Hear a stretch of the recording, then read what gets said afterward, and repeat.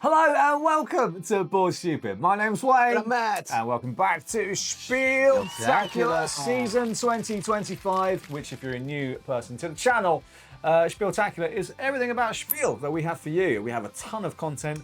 Yeah, we're doing all sorts of lists, what you can buy, what you can see, what you can demo, where you can eat, what you can eat, where you can sleep.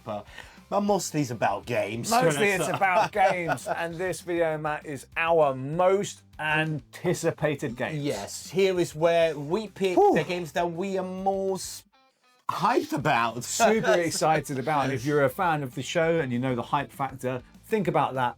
But this is on that steroids. Yes, in steroids. Quick framing of that. We've not played any of these games. No, because these are just our picks. These aren't even out yet. They might not even be out for another 6 months. So exactly. This is a mixture of games you can buy, you can demo, but mostly demoing. Yeah, mostly like that. It's all again. It's all new. Super fresh. So a lot of these games, not many information out, but they just picked our interest for this or that reason that we're gonna show it to you. But hit the subscribe button. Do that first. Do it. Have you done it? We anticipate you doing it. Yeah. Do okay. That. They done it. Good. Yeah, Thank you. So brilliant. now we can do the song. Now we can start. Rolling dice, feeling nice. Cardboard dreams and game schemes. Click subscribe, it's a vibe. Board Stupid's all we need. Board Stupid, game reviews for you and me. Board Stupid, here's what you should play and see.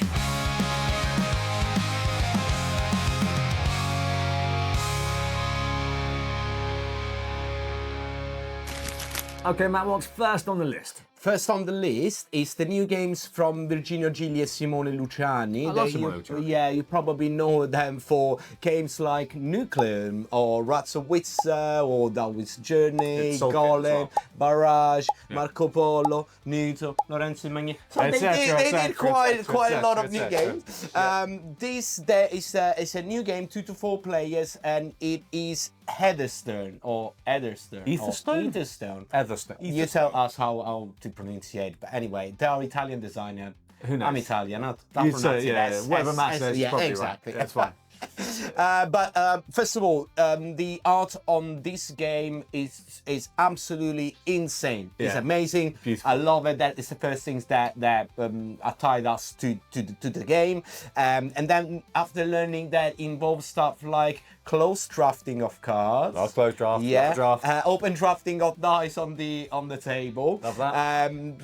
Asymmetrical power and all shenanigans that you can do in a card game where you basically trying to embody a factional leaders uniting forces to avert the impending extinction, striving to gain the most victory points. But at the end of the day, all these things like there are monsters, magic stuff, but what you want is victory points. You want victory points. What they're gonna do with those victory points? I don't know. But that's what it is. Exactly. But again, this sounds super interesting. Where during your turn you can dice draft, you can summon, you can attack the others, or do some void pact. That I'm not really sure what it is, but it sounds cool. Void so again, mixed it to having like 2 legendary designers and with an absolutely stunning artwork. This went into this list, so definitely Etherstone or Etherstone or one of the two. Yeah, but that one.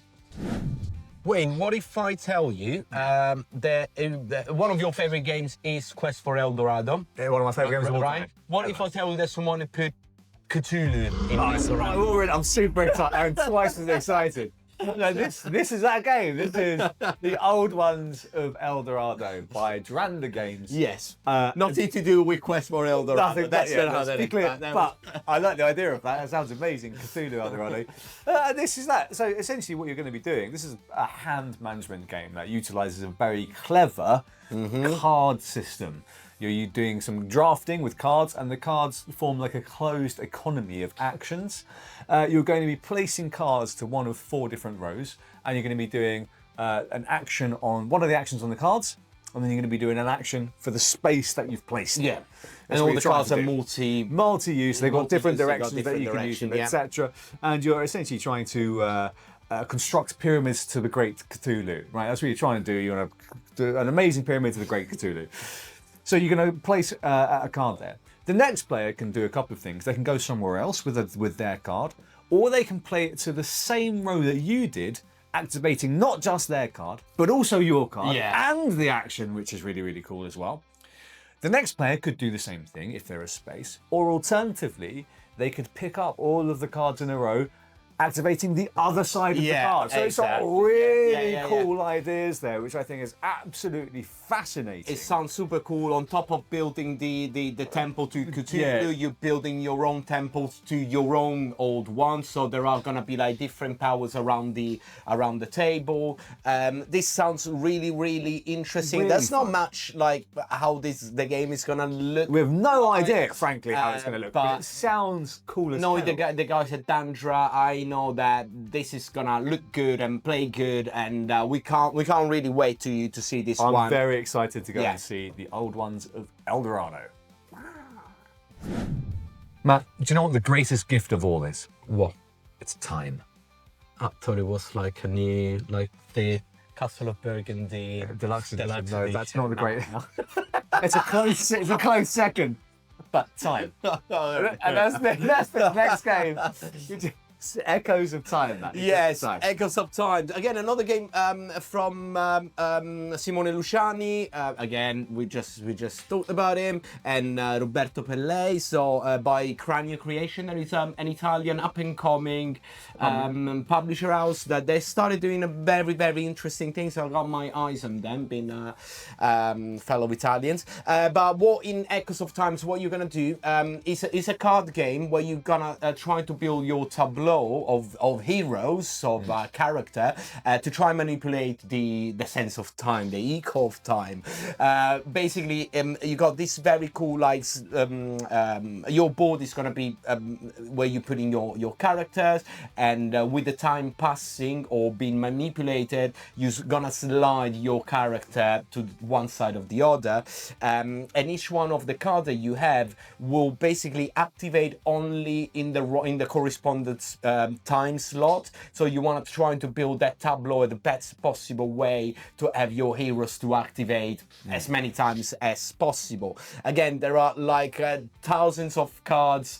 They're all unique, so with all unique powers. So this sounds really, really interesting. I always love like a nice tableau building with this nice like engine. card engine game. Exactly. Yeah, really, really cool. I mean, the artwork looks absolutely beautiful as well. It's like a very eye-catching cover design that absolutely blew me away the first time. Yeah, with this kind of like anthropomorphic animal. Hero animals. So it's really fantastic. Yeah. I love the idea of manipulating the flow of time in your tableau. Absolutely spectacular stuff. So this sounds super exciting. So yeah, this was very high on my list. So I'm glad we're gonna see it at Spiel and Echoes of Time. It's time. See. Wait, one of the games that we managed to see behind closed doors, launch Spiel, so 2024, yes, was something that we were really interested into. Yes. We talked about it during one of our Hype Factor. The game was kind of like under NDA, so we couldn't really do much. But now finally it's gonna get released, and we're talking about Limit by Ludonaut. And Limit is an interesting game for me for a couple of reasons, but there is a kind of a trend towards this sort of politically aware type games about sort of civilization building or sort of almost real world type stuff, very close to home stuff. We had environments big fan of that stuff. And this is a competitive strategy game where you're going to be playing as competing nations, trying to face various challenges that you might face as a competing nation, right? So you've got to make your political decisions, you've got to manage resources for your nation, anticipate all of the different global crises, you know, maybe environmental challenges, maybe global economic crisis, something like that. Adapt to the various upheavals of the planet, and also dealing with the decisions your nations do, right? Other nations, the things that they do will impact what you have to do. you need to try and balance growing and also resilience as well. It seems really interesting to me. I mean, I love games with a message. I love games that try and challenge me, not just mentally with the gameplay, but also make me think outside of the realms of just a game. Yeah. I always find that really fascinating. There's something like what the other games are trying to do as World well, like Order as World well. Orders Yeah, or absolutely. Hegemony. Yeah. So it's more like this is a real world into a box. It's really interesting. It can always like open up to conversation or just like thinking about some problems or stuff. So, Yeah. but this one looks really interesting. Looks less heavy than what the conversation. Yeah, absolutely. Than what we're discussing. When we saw the prototype, yeah, of course you got to learn the icons handy, but this seems quite relatively okay to streamlined. grow. Yeah. Yeah, I mean, maybe like late intermediate, early advanced type. Yeah, thing, yeah. Very, But very good. we'll see about this. But yeah, really, as you said, when there is a message, it's good. Very It's- interesting. Yeah, exactly. absolutely. So I'm very, very excited to go and play Limit. Matt, there would not be this channel if we didn't at some point reference the mighty Roman Empire. of course. That's why we're here, isn't Why it? we're here. Why we're all here. It's the Roman Empire. Oh, and for this game, we say that we don't have many information about a lot of these games. We do have a lot of information about this one because we're talking about Colosseum, and in this case, Colosseum, the Grand Spectacle. That is a re-implementation of the original Colosseum that came out probably like 10 years ago Yeah, a or little while something ago, yeah. like that. But again, it's a Wolf and Kremen game, so Wolfgang Kramer, the Messi of Spiel. yeah, it's a very famous games. Why I'm so excited about these games is first of all because it's about the Colosseum, of course. In the game, you are a Roman impresario trying to put up the best spectacle in Rome. So for a change, it's not about war or something like that. It's about there's still Event people planning. dying because it's your job, mate. Yeah. It's your job. It's event planning in the Colosseum, so someone is gonna die, but that's just for the spectacle. Yeah, of course. But basically, what it is, like you got the open action and bidding. They got some dice rolling. There's a set collection, but all of this is a re-implementation of the original Colosseum. However, what they just didn't make it look fancier. There is the entire rule book has been changed. It's been upgraded. And it's been changed. Yeah, and it's streamlined. The rules have been changed as well. Exactly. So see this as a 2.0 version, not a 1.5. It's not just slightly looking better and the words more refined on the rules. No, there are essential rules changed in the game. The bigger one, for example, instead of playing around 5 turns, you play 4 turns. Yeah. So it's a little bit more snappy, the games. They made it more modern. Again, I'm super excited because it looks beautiful. I did back this game on Game Found when it came out a few months ago. But I really want to see and touch it and play a demo of this because it's I can't really wait. It's super sounds exciting. super fun, mate. Yeah, I'm very excited for Colosseum. It sounds great. When we move from the Colosseum to a Skyport, I don't know how to make a link, but that's Sure. I mean, imagine in ancient Rome had steampunk, and then they get to the Colosseum via airship. That's a So there you terrible go. link. It's a great link. a terrible link to Grand Central Skyport. So Grand Central Skyport sounds super fun. I like the idea of the theme most. It's very that attracted me really to it. Airships. I think Final Fantasy. I'm sold. Yeah, it's kind of So, like I get that kind of thing. yeah. Final Fantasy 6, I feel like that. So this is essentially you are the operator of an airship station trying to attract like prestigious tycoons to your city to go and dock at your skyport. And you use a really interesting rondelle mechanism. Sort of maneuver the different airships around to try and trigger certain scoring conditions. but by doing that, it also rearranges the stuff that's already been queuing up behind you. So there's some clever timing elements behind there as well. I love a rondel map. There's not enough games, I think, that No, utilise that they should do more. There was recently Ostia that we played and we really liked with that, but that was it's quite cool. rare. Very puzzling. Yeah. And you have the quasi rondel of Iki, which I very much like as well. So there's some really fun stuff there, utilising a bit of set collection as well. I love the theme of it. It looks fabulous. It looks really nice. Brilliant. It looks really nice. Yeah, this seems really exciting, mate, with a fabulous looking theme. This one went right onto the list. And again, it's the guys from 25th Century Games, so but they're doing all the Ra stuff as well. So while you're there, probably buying the new version of Ra. Yeah. Take a look at Grand Central Skyport as well. Matt, one of our favourite games from last year that we were late to the party on was Endeavour Deep Sea. Yes. I absolutely fell in love with that game. It's tremendous. And this game gives us a little bit of that flavour. Yeah, give me a little bit of that vibe, Yeah. especially on the colorings and all the mood of the game. We're talking about Thesauros. That means treasure. It means treasure. It doesn't mean ancient book. Greek. Yeah. And basically, what you're gonna do, you're gonna have this a company. They're gonna go out at sea to retrieve lost treasure from the sea. Like salvaging shipwrecks and stuff. Exactly, and then taking that treasure, bringing it back and sell it to the museum, and upgrading your ship to be able to go even deeper and getting better treasure. But all of this with these sealed auctions, or like a bit like hidden bidding. And you can of course upgrade your crew, upgrade your equipment. There is kind of like a financial system as well that you need to kind of like advertise your own company to receive more orders to go out at sea to try and to retrieve stuff. There is movement on this beautiful board. Oh my gosh, the colouring on this game, it could not be more gorgeous. I mean, I love all of these dark blues and greens. It's stunning. Yeah, it again seems a little bit more toward the heavier side. The heavier side sure. is a table hugger again. There's going to be a lot of things that you need to think and do, but for the information that we got at the moment, we are really excited about this because it looks phenomenal, looks fantastic. Now, we're gonna there and try it and demo it because it looks pretty cool. But it's from the guys at Super Meeple, so they tend to do good games. So I will be surprised if this is not a very good game at least. Yeah, very excited. It sounds more like quite on the heavy, but absolutely looks great. Could be a treasure. Wait. Matt. Do you know who lives in Moira?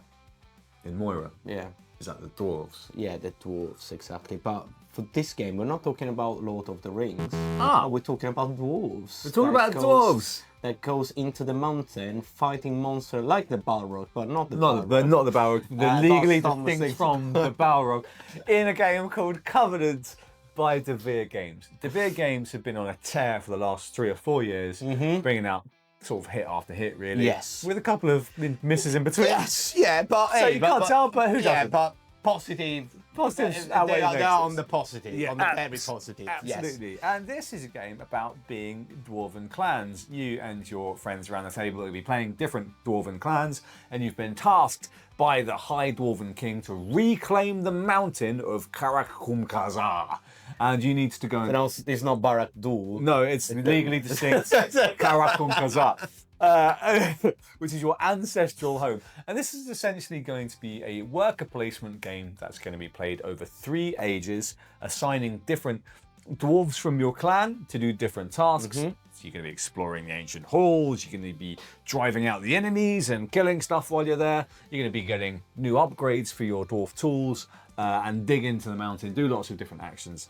to try and bring your legendary dwarf city back to life, Matt. I think this one looks really cool. Yeah, this is very high on my list. Again, being a Devere complex game, they usually heavier one, right? they usually hit very hard on this kind of games, and I'm really excited. Plus, the team really sounds cool because it's a worker placement game, but when you have this kind of teams to that kind of games, I think they always get a plus. Yeah, I agree. Especially if you're just not transporting pieces of wood from Trading one side of in the the Mediterranean. To the other. Yeah, exactly. You're actually going there and fighting monsters or stuff like that. I think it sounds super cool. Again, at least what BGG tells us is going to be more on the heavier side. I'm just weird that BGG tells that the playing time for this game is 25 minutes to 90 minutes. Just like it's weird range, I don't know, mate. but we're gonna find out. This is I'm really excited about this. Can't wait to actually play it. Matt, do you recall our spiel? Yes, I do recall that. There's a reason I've asked that question. Why? It links to our new game that we're going to talk about, which is Recall. which will be there this spiel. Talk about All right, Recall. Super excited about this. Yeah. First of all, looks amazing. Looks insane. Looks very, very cool. But what you're gonna do in Recall is basically like these deep strategy games where you're gonna go around trying to explore the lands, explore new lands, trying to find ancient, learning from ancient civilization that you can digging out. Up gadgets. You customize your board with different type of action that you can do.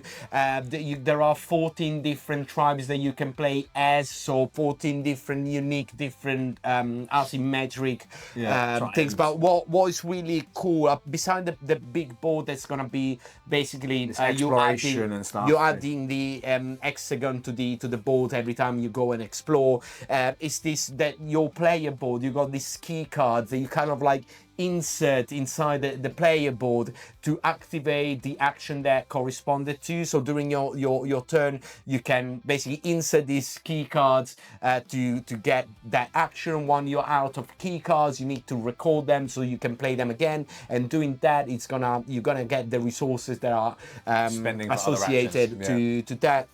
So again, it looks pretty cool. It looks more on the heavier side. Oh, very much so. This is the designers of Revive. Yes, So Recall, Revive. Heavy, What's going to be the next one? Rebirth. No, it's already been done there. Legally distinct from that new. I don't know. No, but it looks really interesting, and the idea, the concept behind it really like scratches my brain. Like, ooh, this looks very cool. Production itself seems pretty cool with asymmetric bits. You know, we're suckers for asymmetric factions.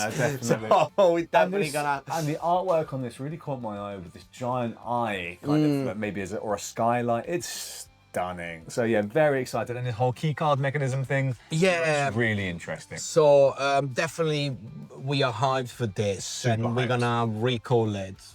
Back with a copy to England. And now we go back to one of the most famous games of like the modern age. The modern era, last 5 years at least. Yeah, absolutely. With the new version of that games that is bringing us in 3D. So we're talking about Cascadia. Cascadia 3D. Cascadia. Cascadia Alpine Lakes. No 3D glasses required. Cascadia Alpine Lakes, mate. This is a new version. This is not an expansion. This is a new version. Standalone, completely standalone. Yeah, maybe you could be considered a re-implementation of the same system, but this is utilizing, I suppose, a 3D, a vertical element of the game where tiles can be stacked on top of each other as opposed to having to always go wide like you did in the original Cascadia. Again, featuring unique combinations of scoring objectives, like you saw in the original Cascadia as well. But the twist being that the habitats will score in different ways and that they are double hexagons. Yeah, exactly. So what we are really interesting about this game is, again, because Cascadia is such a big game and made it like break the market, nowadays it's probably the top one cozy game of the industry, and it's probably going to stay there for a while. What we really want to see is can this version, since the success of games like Harmonies, for example, they got these 3D elements to the game, can this one be even better than the original Cascade? As I see potential in this, or on being even better than the original one, having this like extra layer. So probably the complexity of the game is going to be a notch a little bit higher with these 3D elements. But again, it's all to see, and we are really curious about the curiosity is really It's burning in my heart. Yeah. I mean, this gives me maybe a flavour of, is this Cascadia with an Acropolis vibe? It Because could you be. have that kind of feeling Yeah. to me when I'm looking at the images of how the tiles stack together, and that sort of, again, we're layering here, and how that can change scoring. Because again, the scoring is gonna be like you need to have a stack of 3 next to us. So that's similar to something like Harmonies or Acropolis. I really want to see how these things actually it's going to be crunchier, I feel like. I mean, and as soon as you bring out a new version of Cascadia, that immediately tickles the hype button. Oh, it So must. really, It really must. does. So Very, very it could exciting. be here or here. We don't know. I don't think it's gonna be in the middle But game. we have to try and play Yeah, it. exactly. Absolutely. So we're super hyped about Cascadia Alpine Lakes. Wayne, now we got one of the most insane, good-looking games that I've seen probably ever. It looks mad. Then I'm going to see, and it's got a weight on of 3.33 on BGG, and I know that I'm gonna be there for a ride because it's not gonna be a little game, and this one is Orloj. Orloj, the Prague astronomical clock. So, Orloj, this clock is in the middle of Prague town square. I've seen it many times. It is a beautiful thing that goes back to, I mean, it's old, this thing. It's a marvel of technology, essentially, this thing, and it's been added to and changed over time. And this is the game about the mechanisms of the Prague astronomical clock. You've got gears, you've got rotational things, and I'll put some images up on here, but this game looks insane. It looks heavy as balls, man. Yes. Super heavy. Yeah, so you're basically one of the, you are competing master builders. They're trying to add to the clock and build all sorts of like gears, spheres, zodiac signs, and all that stuff. During your turn, you can do like a million things. You can get assistants to help you out, performing the action with worker placement. You got set collection, you got tech trees, you got rondel system. You got a rondel system. You got a lot. So this one seems like you need to be prepared for it, but it looks insanely It looks good. so cool, I'll be honest with you. This one is looks like a big interweaving mesh of different mechanisms. Yeah. Looks like a wide boy. Bit Like of a wide game. Yeah, like very well oiled. A wild machine. Like a clock, maybe. We will see. But this one, and also, you know, my partner is Czech, and I've been to Prague many times. Yeah. I'm very interested about this one from a personal level as well. So this is very high up the excitement level to go check out Orloj, the Prague astronomical clock.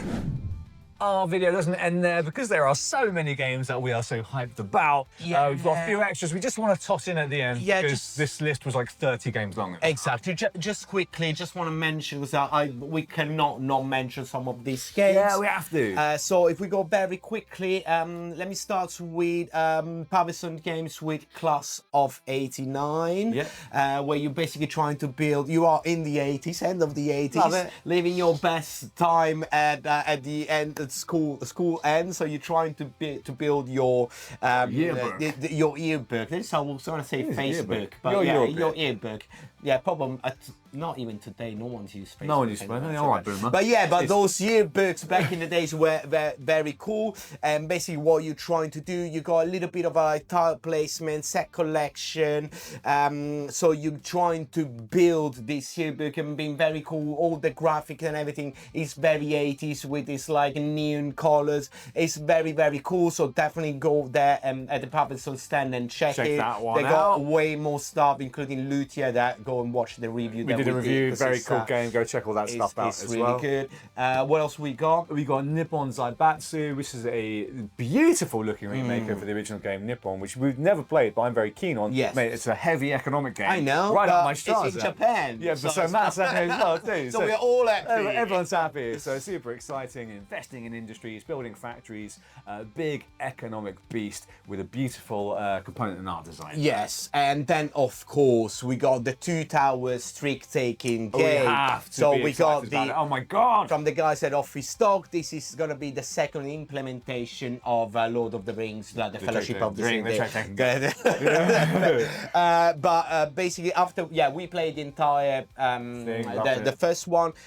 This one is gonna still same mechanisms where you go through chapters of the book, and each chapter will have a different challenges. That is a cooperative trick-taking games again, but every chapter will have different set of rules, additional rules, different cards that you need to add to the deck, and blah blah blah. So we'll definitely talk about this game in the future a lot, but this is gonna be the first time that we can actually see it and go and play. And finally, again, I'm taking another heavy beastie one, similar to Limit. Another game that we talked about is this one is World Order by Hegemonic Project.